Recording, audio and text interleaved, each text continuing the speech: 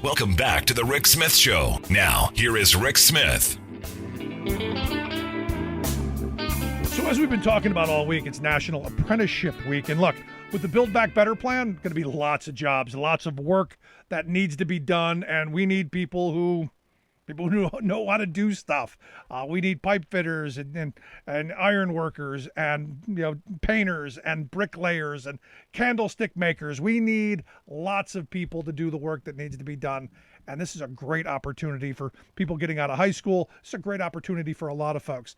And my next guest is one of the guys who just wrapped up an IBEW, International Brotherhood of Electrical Workers Apprenticeship Program.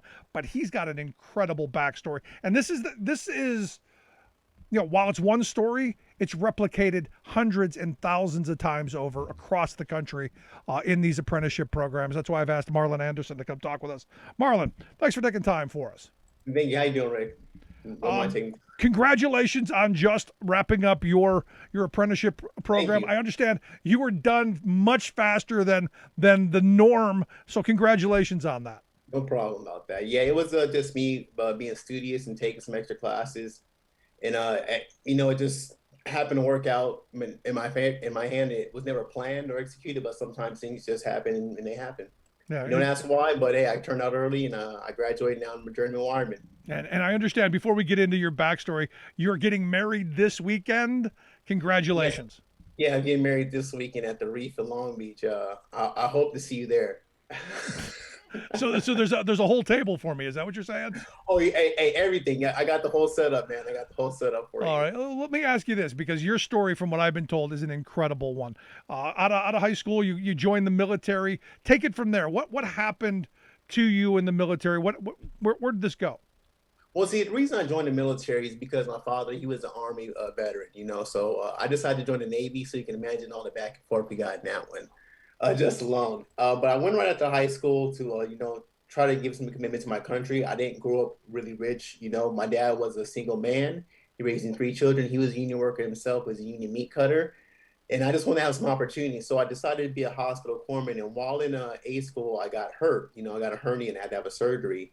And afterwards, I wasn't able to perform the same. So because, in the military, it doesn't always go as you plan. Right. And if you can't be there for the members out there in the field and do your job to the fullest standards, and I hate to say it, they don't want you. And from all understanding, I get it. If I'm a corpsman and I'm expected to save someone's life, I should be in a tip-top condition. So I left the military, and after that, it was a kind of a hard time in my life. I just going up and down to jobs, and I actually got in some trouble. And I ended up going to state prison for 51 months, But while in state prison, I was able to fight fires up and down California. And I was able to work my way down to a firehouse. And I was able to fight fires in San Luis Obispo County. So I actually got a bunch of certifications, became a state certified firefighter 1. I got grants from certificates from the California Operation Emergency Services. But more importantly, I got the experience. And I got the experience of doing all that. And right when I got out of prison, it was in 2016, a couple weeks later, I became a sheet metal worker. So I was in local 105 and I was just going through building trades. And one day, I ran into a guy named Justin Boiler and I asked him how to get an IBW. And I was in the IBW apprenticeship 6 months later. Ran through the apprenticeship and just kept my head down. I was always trying to hold myself accountable for what I was learning. And I took it seriously because right now we need a lot of skilled trade workers out there. When you got people building stuff, man, it's really serious. I just got through working with Joe Desmond Bridge. The actual president of the United States was on there. It's a bridge that goes over to Terminal Island in Long Beach. And I actually got to aim the lights on it. And what I got to say is that we got to have workers to build these things because we have infrastructure that needs repair. Right. And the trades is a great idea. And I want to give you some numbers. I came in out of prison 51 months ago, 5 years ago. Now I had a job at $12 an hour, joined the apprenticeship at $16 an hour. Now I'm making over a 6-figure income just from doing a 5-year apprenticeship, And I was able to qualify to get my record expunged and just change my life altogether. And it was all just off me putting in my hard work, being patient with the program, and just being studious. Sometimes you just, honestly, I was just trying to take some extra classes. Yeah, no, and I want, having the I, opportunity. Look, I mean, yeah, sadly, in this country, you end up going to yeah, jail. yeah, That's almost a death sentence because yeah. nobody's going to hire you. The fact that you were able to get into an apprenticeship program and head in that direction, to me, is an incredible story. Yeah, and I mean, I got to work at on some of the largest projects in California. I mean, the Quarry in the Pacific. I got to learn from different journeymen and build different things and see how things are built. And I learned that having skilled craftsmen that build our homes and build our highways is very important, especially when it comes to rebuilding and repairing America, which we want to do. And there's plenty of opportunity right now for young men and women. And it doesn't matter where you've been in life or who you are or what you believe, we will take you in. If you want to learn and you join a brotherhood, and you'll have great benefits of medical, dental, vision, pension, annuity, uh, community. There's nothing you won't have. There's Yeah. nothing you won't have. It's a strong and you live better. And so I can tell you honestly, the union changed my life. No, I And it mean, this is continues the to change my perfect life every story, day. Marlon, of what I've been saying for the longest time of union job, better life. It sounds like, you worked hard, you were diligent, studious, you went to all the classes, you worked hard to do that. But at the end of the day, that hard work was still rewarded with a decent wage and good benefits and good retirement. It was rewarded with really good stuff. Whereas, a lot of people work hard. They're just not fortunate enough to have a union contract, and as you said, a brotherhood behind you to help push and make that a really good job. Well, that I think that's very important. You mentioned that, Rick, because we everyone should have a union. Every company in America should have a union. And we shouldn't concern about how much it costs or what it is, but you should look at the cost of healthcare. That's just the main one. And having that group benefits, how it works. I'm not sure about all the details, but 6 months later, out in the IBEW, I had full medical and dental, vision, and pension. Like right 6 months in, and that alone is worth everything in this country. So I think that organizing and finding more members to join unions and creating unions is the future. And this also shows the employer that hey, that we are serious. We're going to do our job right too, and we're going to do it with compassion. But in the meantime, respect our time, respect us as people, and pay us living wage so we can come to work comfortable and happy, because that way we'll do better work for you as Yeah. well. No, and let me talk about the apprenticeship program a little bit because a lot of people don't understand what union apprenticeship programs are because I think it's the best kept secret in this country. Now you went through this program. What it cost you to get through the apprenticeship program? Well, in certain areas of the country, it might cost you something, but over here in IBW Local 11 in Los Angeles, we have the best apprenticeship program in the country. I paid $0, and I got free tools and boots. Wow. Now that's good. I've never heard the free boots, but every time I talk to somebody about their apprenticeship program, the people going into it don't have to pay to get through it. And Nothing at all. I keep Zero, talking to zero. people, my own children, going, "Hey, become an electrician. You go through this apprenticeship program, and look, if you only do it for a couple of years, you have a skill that no matter what happens, you're going to be able to eat. It's portable, and they can't take it from you. To me, it is the direction to go." It's the only way. I'm a journeyman wireman electrician. I can go do this anywhere in the world. They're looking for electricians. As long as I know the math, I have a general understanding of what they taught me in apprenticeship for 5 years. I could pass the state test. I can do it. I'm not worried about it. I'll go do it anywhere with anyone, and I'm also able to learn with different techniques. So it's a beautiful thing, Yeah. Rick, and I want more people to know about it. There's all sorts of trades. It's not just electricians. There's plumbers, pipe fitters, millwrights, whatever you can think of. And we're going to need America needs a lot of them right I'm right there with you. You're listening to the Rick Smith Show here with Marlon Anderson.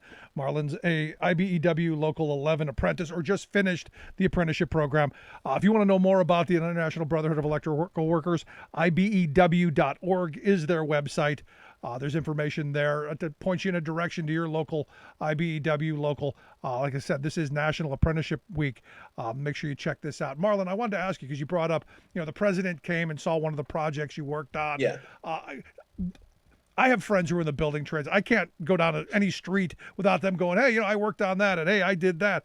There's got to be something to it when the president comes and you know that you help build that thing that he's highlighting.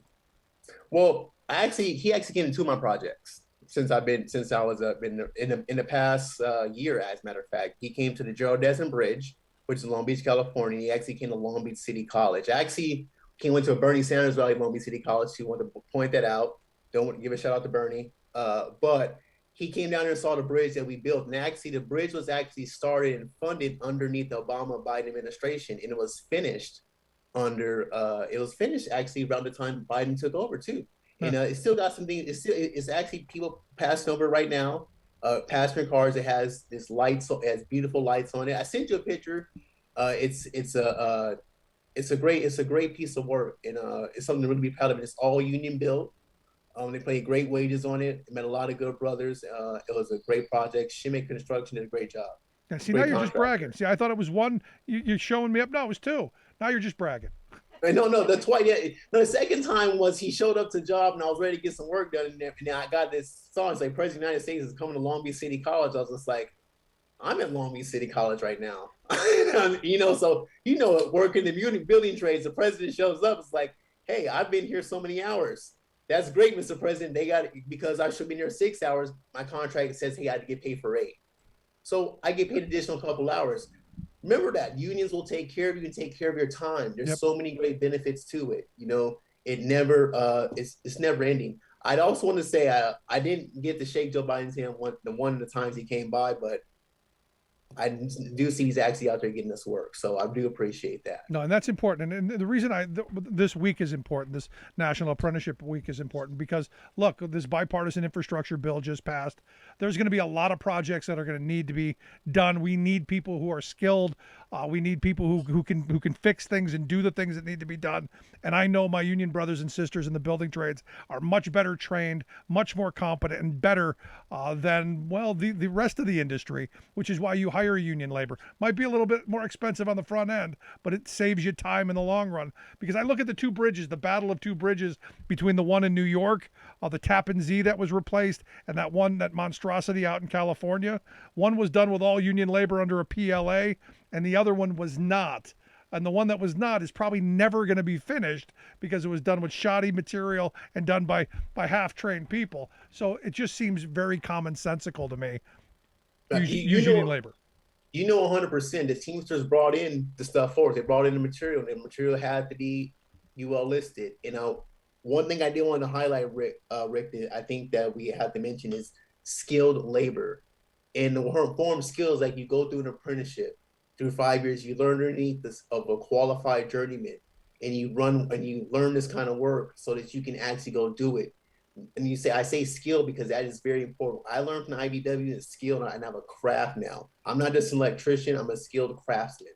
So it's levels to this. No, it's extremely important to point that out. Because in this country, and maybe, I don't know how old you are, but when I was in high school, the idea that every kid had to go to college was, drilled into us. The only way you're going to get into the middle class is you go get a college degree. And what we've done over these 30 plus years is we've de-emphasized people who can fix things. The apprenticeship programs, the vocational programs, we've not had the same kind of value in work. And this is why I think, especially in this week, it's important to highlight the fact that you're actually doing really important work. Yeah, Rick, and the point that you said about college. So here's a cool thing about the apprenticeship program. You actually get college credits for the apprenticeship program. So if you go do your undergrad, let's say a couple years of math, a couple years of English and science, and you finish that apprenticeship program, you can take it to any city, like any college, and get a 2-year degree with it. Long Beach City College actually has a program where once I take my transcripts over from the IBW, I'll have an associate's degree and I can go get a college degree in construction management. So there is a college pipeline right there. The only difference is you learn the skill up front and they pay you while you're learning. And so in the back end, you can actually afford to pay for college without all the debt. Yeah. If you decide to do that, and you still have the skill to do that, you can go to any college in the world or any college in the United States and go to any international hall and sign the books and take a call the next day. Now, I want to go back to your time in prison because could you have imagined while you were sitting in that jail cell where you would be today? Could you have imagined being in this position? You know what?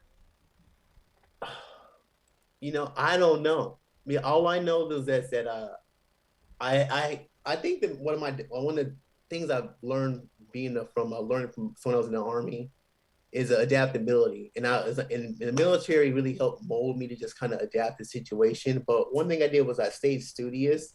And I was always told by people like, man, you don't belong, you're different, and I didn't understand because I was just trying to stay studious. I was like, let me take this opportunity to really figure out myself and who I am or the potential that I have. And I just kept my head down. And it wasn't I didn't have a super ominous time in there. It wasn't, really threatening. Maybe it was just good luck, grace of God, whatever you want to call it. But I took a lot of classes, and you know what? I did have an idea because I had a buddy in there, and he was a land surveyor. He's a party chief, and he told me, man, you're good at math. You should go try to be an electrician. And I remember one day a guy from IBW came in because they're doing a project at the prison. And he said, yeah, go sign for the apprenticeship when you get out. We don't discriminate at all. And next thing you know, I'm graduating meritorious upgrade. If you say, I couldn't have predicted that at all. But I can tell you, one thing I want to point out is that hard work always pays off. And you're going to have to sacrifice something, just remember this, the American hard work, just continue, put your head down, and that middle path between the beginning and the end and everything that comes with that is what's going to make you who you are in the end. So focus on the journey while you're in. That's why I call my journeyman wiring, because I'm about to take a journey all the way through this. And at the end, I'll be in retirement, comfortably. But I think that's what's important. And when I look back at it, it taught me, I guess, maybe more discipline. It made me figure out a lot about myself, so I was able to get to the program seamlessly. So what do you tell young people? What would you have told your 18-year-old self if you had the chance to go back and talk to yourself? I would tell myself not to try to live too heavy so I wouldn't get a hernia, so I can continue to fight in the war. Fighting the Iraqi war, but that probably would have been a stupid idea. But don't lift heavy stuff. Okay, I get that. And then I look back and I was like, I probably should have stayed in. But I would probably tell myself to go look into an apprenticeship, man, and go look into finding a skill that you can never lose, because it's going to take you 3-4 years to get to an apprenticeship, and you can still be 22 and go to college. And in 4 years you have a degree, or 2 more years if you go to construction management.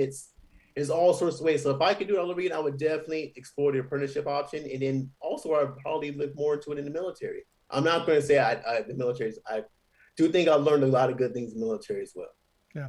So what do you tell an 18-year-old kid today? What's the elevator pitch to get people to go, hey, this is important. This is a good opportunity. The fact that you went from prison to 6 figures to me is kind of like the best. There's a bumper sticker right there. Yeah, man. What I told an 18-year-old kid, is that you don't got to decide your future right now, and you don't have to think about it. But if you want to do a good job right now, where you don't have to necessarily be in someone's face all the time, and you're just not necessarily a people person kid, join a trade. Pick up something and be an electrician. Try it out for 3 years. Try it out for 4 years. See how you like it. Pick up being a plumber. And during that time, you're going to continue to get a pay raise. You're going to go from $16 an hour or whatever you're paid, and every 6 months you get a raise until you turn out. And next thing you know, you can say, hey, you can go decide whatever you want to do, but pick up a skill to learn something. That way, no one could take it away from you. And it's always in need. And you get to help rebuild America, because construction is the beginning of all jobs. Got the guys I know that build SoFi Stadium. They employed half Inglewood, or a majority Inglewood, and then more is getting built. So you're also creating jobs for people. So it's a beautiful thing. No, it's a great thing. So let me ask you a last line of questioning. The more important part of all of this, you're getting married this weekend. Are you ready for that? Absolutely. I mean, my fiance is a beautiful woman, and any woman that puts up with me has got to be a good woman, because I'm not easy. I know that feeling. I'll admit, I'm not saying I'm always searching for perfection, but my fiance has been there in my corner, and ever since she's come in my life, things have gotten better. I wouldn't have got my meritorious upgrade without her. Just kind of kind of getting me where I wanted to go. And what I'm saying about meritorious upgrades, I was actually able to finish my apprenticeship early. So normally I would have finished in April this year, and I'm done in November. So 6 months early, I advanced a full journey rate. But yeah, I'm ready for marriage. It's a commitment, but I'm a committed type person. No, I can see that. If anything you could do for me, my fiance was going to say, hey, if you could just give Bernie Sanders, give us a shout out, that'd be awesome. I will give that a try. I wish you nothing but the best. Good luck in marriage. Good luck on that, and keep up the great work and all of that. And congratulations, man. Truly, congratulations. Appreciate your time. Good stuff, Marlon Anderson. Seriously, when I look at these apprenticeship programs, and I've talked about this, for a long time. These are jobs that are family sustaining wage jobs. These are future jobs. These are careers. And as I've been telling my kids, this is one of those things that once you get this skill, once you have this skill, they can't take it from you. So if you decide, I don't want to be an electrician for 20 years, you still have this skill. You still have something that, something to fall back on. And as Marlon pointed out, you can go and take the credits on into college and all of that. I think it's a great thing. I appreciate Marlon coming on. Let's take a quick break. Right back. Stick around. You're listening to the Rick Smith Show. We're working people. Come to talk.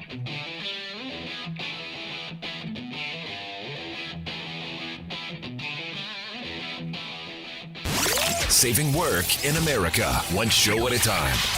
The Rick Smith Show.